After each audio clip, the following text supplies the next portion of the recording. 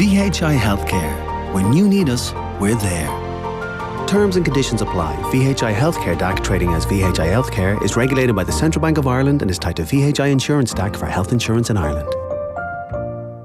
Football on Off the Ball. Brought to you by Boyle Sports. Now with same-day withdrawals to your Visa debit card. All right, you're welcome back to Thursday's Off the Ball. It's 7:30. As always, John Giles is with us. Evening, John. Evening, Nathan. You've recovered from your disappointment of managing the Dublin team to defeat against the Culchies on Monday? Devastated. we didn't get the rub of the green, that's what they say, you know. We didn't take our chances. But it was a good day. It was a good day. You're not going to go down a Maurizio Sarri route and just hang your players out to dry? Definitely not. My players were great. Brilliant. No, it was a great day. Everybody can check it out up on offtheball.com. And say it was for a very good good cause as well. We'll get on to Chelsea because we spoke a lot last week about Maurizio Sarri. Hasn't got much better for him since then. But we might start first on the title race, and Liverpool now 5 points clear, a 1-1 draw with Leicester last night, a chance to go 7 points clear of Manchester City after their defeat to Newcastle. What did you make of the Liverpool performance and the reason for not being able to win that game at home? Was it nerves? Was it just the team not at full speed? What did you make of it? Well, you would have expected them to play better, Nathan. It could be nerves because it's a big build-up now, as everybody knows. You know, Manchester City were beaten the day before unexpectedly, so it gave them a good chance to really, probably win the league, I would say, if they got the extra 2 points last night. So it was a poor performance. I don't know exactly why, whether it was nerves or not. It could be because the pressure does come on people, but you would have expected Liverpool and Klopp, who is a very, very good manager, to overcome nerves at this particular stage. But it wasn't a good performance. It was a bit slow. Again, I still think, despite the fact that Salah has scored the goals that he has, Nathan, I think the team is still not balanced. I think it'd be better off playing not wide on the right, but on the right-hand side of Firmino. That's what I think, with Salah on the other side. But Salah's playing right down the middle now all the time. And last night they needed width more than anything else to try and get at Leicester. But so is the problem last night? It was disappointment, Nathan, for them. Yeah. So last night, it's a formation they've gone with quite a few times this season, with Salah leading the line, and then a three behind him almost of Shaqiri on the right, Mane on the left, and Firmino sort of playing as a number 10. Is it that Shaqiri's natural inclination isn't to play as a winger, it's always to step inside? And is that then exasperated by the fact that Alexander-Arnold's out injured and you have a makeshift full-back in Jordan Henderson playing at right-back? Well, that shouldn't affect what they're doing up front. I think what they've had in the best formation is Firmino up front, with Salah on the right and Sané on the left. Shaqiri can play. He plays more or less midfield. You know, he doesn't play on the right wing. But there was a definite lack of width. Like when Leicester come and set their stall out, which was actually to defend very well. You need the width of the pitch to use the width of the pitch, Nathan. Liverpool didn't have that, and then again in the middle of the field, they're lacking that creative quality to make up for that particular failure that they have with getting wide on the pitch.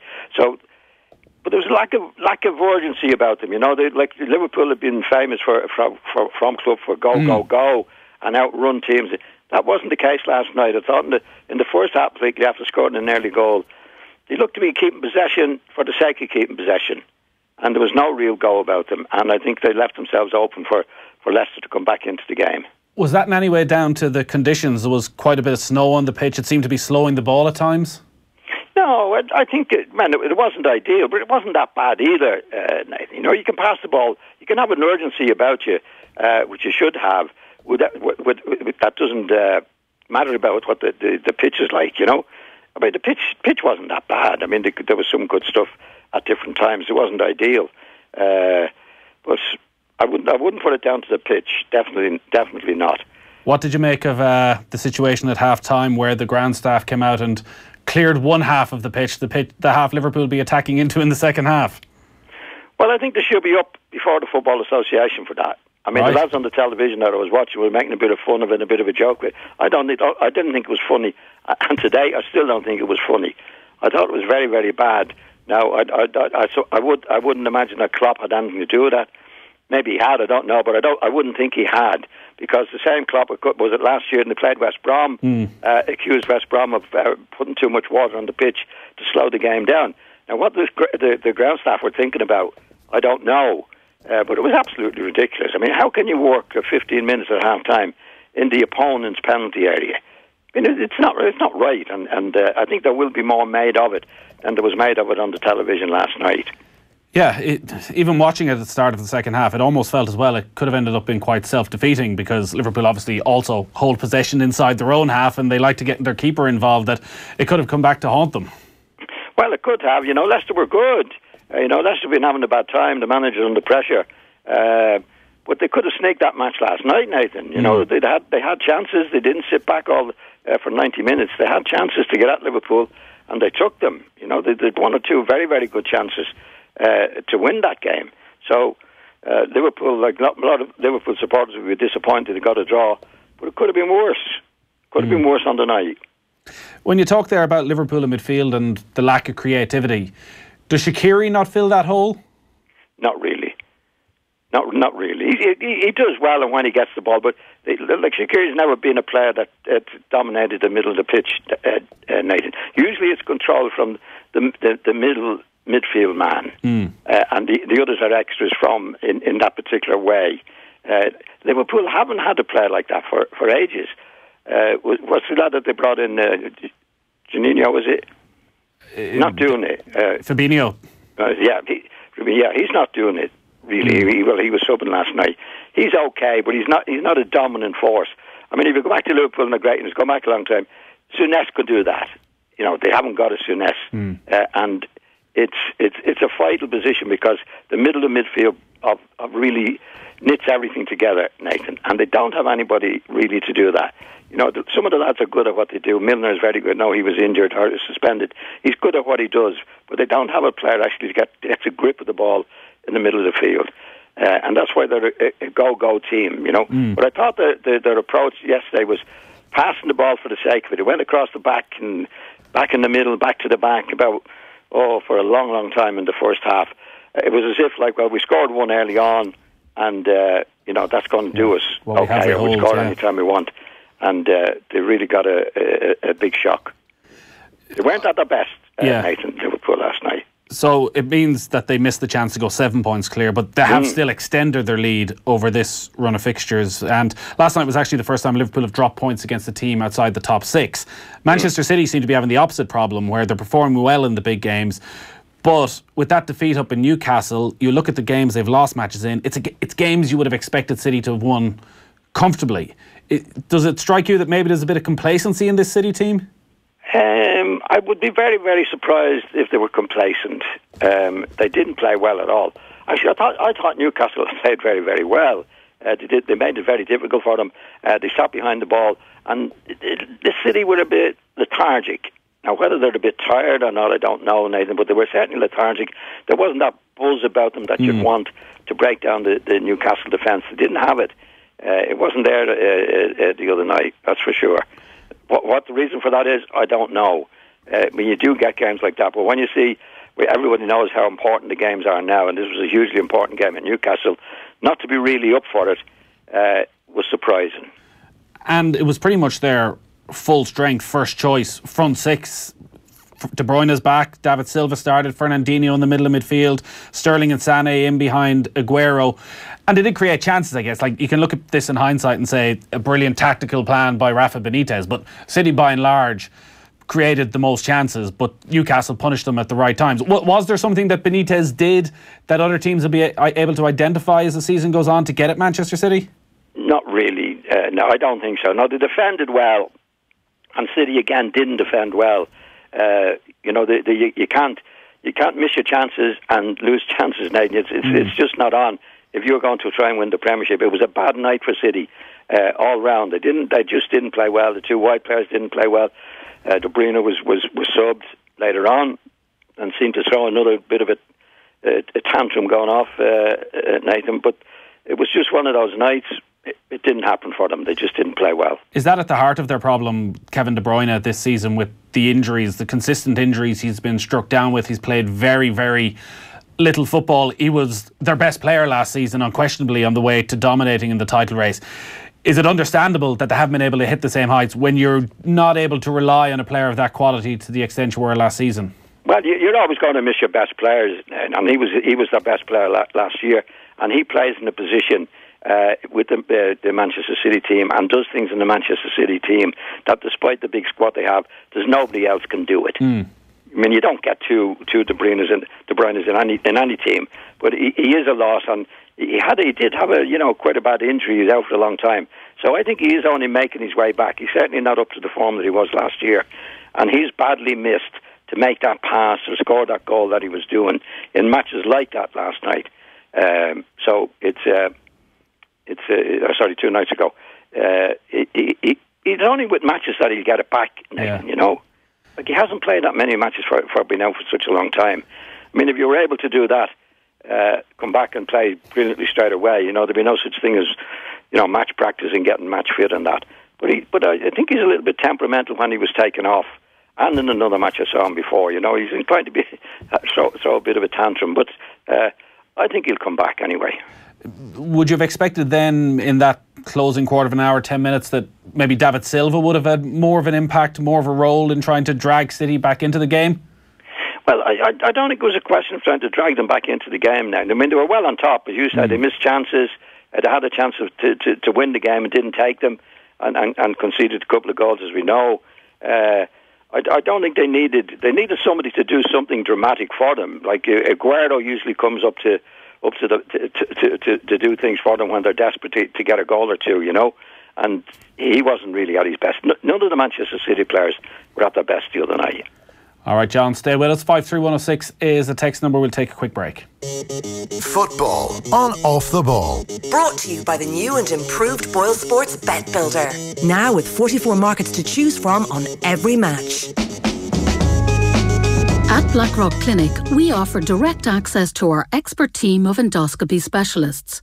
So if you're concerned about a stomach or bowel issue, we can quickly find the cause and whether it's serious or not. With a referral from your GP, an appointment can be arranged within 24 hours. For access to a world-class endoscopy unit, think first. Think Blackrock Clinic. Blackrock Clinic, when your experience needs ours. I am Liv, a virtual ambassador created to promote the new Renault Kadjar. With an all-new petrol engine bringing more power, test drive now for 24 hours. 24 hours. 24 hours. I think something's wrong with the robot. Virtual ambassador. And no, it's just an offer worth repeating. Okay. The new Renault Kadjar. Feel the real drive. Book a 24-hour test drive at your local Renault dealer today. Terms and conditions apply. See Renault.ie. Having a flutter? Top tip, QuinBet.com. Ireland's newest online sportsbook and casino. For all your horse racing, football, casino and more, QuinBet has you covered. With live in-play markets on mobile, PC and app. QuinBet.com. Terms and conditions apply. Gamble responsibly. Visit gambleaware.ie. Start your story at Woodies. All Dulux 2.5 litre standard interior colours, 2 for €40. All flat pack furniture and bar stools, half price. And save €60 in the Triton T90 SR shower, now €229. Woodies, we're all homemakers. T's and C's and exclusions apply. With a new car ad every minute on Done Deal, it's easy to choose one that's right for you. Whether you're planning the ultimate road trip or the school pickup, find the perfect car for any adventure on Done Deal. Discover and drive. What makes the fresh range of burgers and sandwiches from Supermax so unique? Take the cook-to-order wholemeal grilled chicken breast sandwich. It's prepared from fresh, never frozen, 100% Irish chicken breast. Why fresh? Because it tastes better. Frozen chicken loses moisture. When it loses moisture, it loses flavour. The deliciously fresh range from Supermax. Download our app or order online. Supermax.ie. Funny how small things matter most. Imagine if all 10 million cups of tea we drink in Ireland every day were powered by 100% green energy and not by burning fossil fuels. And imagine if all our dishwashers, hairdryers and TVs were powered by green energy too. Isn't that a future worth acting on? Go to sselectricity.com now to view our range of switching offers and join us in changing the world, one cup of tea at a time. SSE Electricity. This is Generation Green. Terms and conditions apply. This is John when he realises next week that he missed the Harvey Norman big sale. He missed his chance to upgrade his old faulty vacuum for a new one. Poor John. But you still have time to save on vacuums, coffee machines, kettles and toasters because we've extended the big sale for one final weekend. So don't be John. Don't miss your final chance to save. The Harvey Norman big sale must end this Sunday. Go, Harvey, go! Mattresses-delivered.ie. Nationwide delivery within 48 hours for free. That's mattresses-delivered.ie. Lowest prices guaranteed. Don't forget the hyphen. T's and C's apply. Football on Off the Ball. Brought to you by Boyle Sports. Now with same-day withdrawals to your Visa debit card. Welcome back. John Giles is still on the line. You can leave any comments for John on any of our social channels or 53106 if you have any texts or any questions you want to put to John. Manchester United, the winning run has come to an end for Ole Gunnar Solskjaer, John, after that 2-2 draw against Burnley, but they showed a bit of fight again to come back and score those couple of late goals at the end of the game. Today we hear that Marouane Fellaini is on his way to China and that Anthony Martial has signed a new contract at United until 2024. One of maybe, 3 players alongside Rashford and Pogba that have just seemed transformed under Ole Gunnar Solskjaer. Have you seen signs of Martial that we're finally seeing the player we thought he was 2-3 seasons ago? Well, yeah, he's still promising, Nathan, and we're still waiting for him to do it. I think he definitely has a better chance of doing it now with Solskjaer than he had it with Mourinho. I mean, Mourinho had a go at him publicly and that, and he could see that his head was down all the time. So he's got talent. There's no doubt about it. It depends now how he applies himself, Nathan. You know, with the talent that he has, he should be one of the best. But he hasn't been. That's for sure. You know, he's been disappointed for Manchester United, and I don't think Mourinho's attitude towards him and comments about him helped along the way. Whereas, like a couple of when Mourinho was there, I think he hinted a few times there's no way he was going to sign a new contract with Mourinho. Where it's obvious now that he wants to stay there and he's happy with Solskjaer. So it can only be good for Manchester United. He definitely has played better since Mourinho has gone and Solskjaer's come in.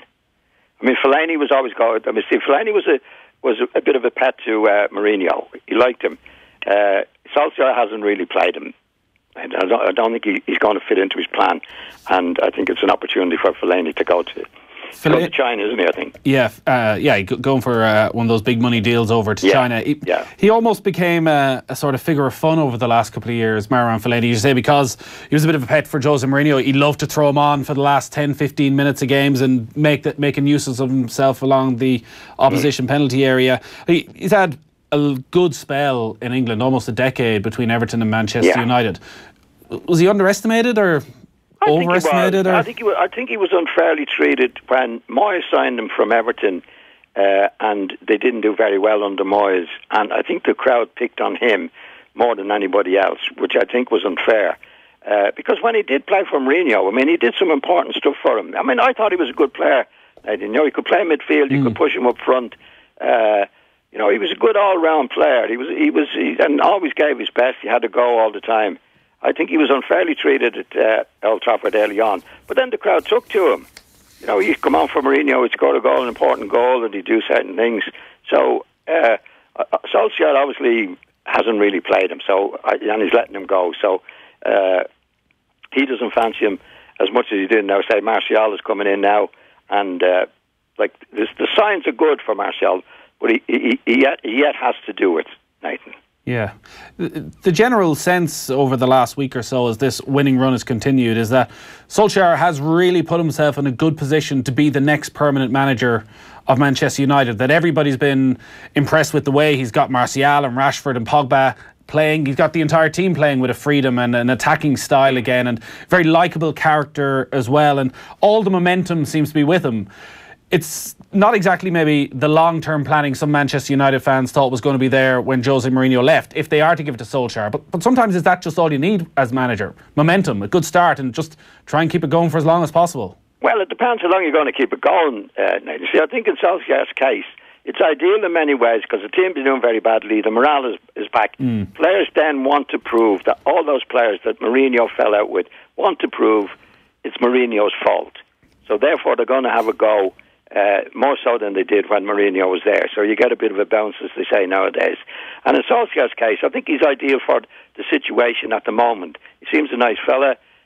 He gives them the freedom to play.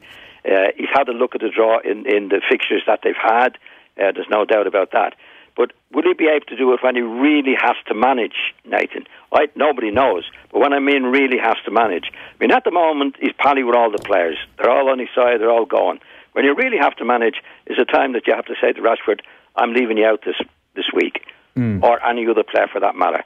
Then it's when the bad feelings come into play. At the moment, it's like a honeymoon period. Definitely a honeymoon period for him. He's done all he can possibly do at the moment. He's done a very good job, but I'd still wait, and I'd be a bit wary of giving him the job full time. And listen, it's a huge decision facing Ed Woodward, because you can look at Mauricio Pochettino's body of work at Tottenham, and all right, there might not be the trophies there, but there's sides have been able to develop players and get them playing a good attacking style of football and making players better consistently. Well, and he's going to have to judge Solskjaer on 6 months. If I were in his position now and I could get Pochettino, I would take him ahead of Solskjaer.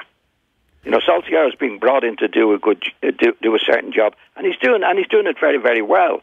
Now, nobody knows. I'm only guessing the same as everybody else, Nathan, that he could go on to be a great manager at Manchester United. But he hasn't proven himself in the way that Pochettino has proved himself, Nathan. It's still up in the air.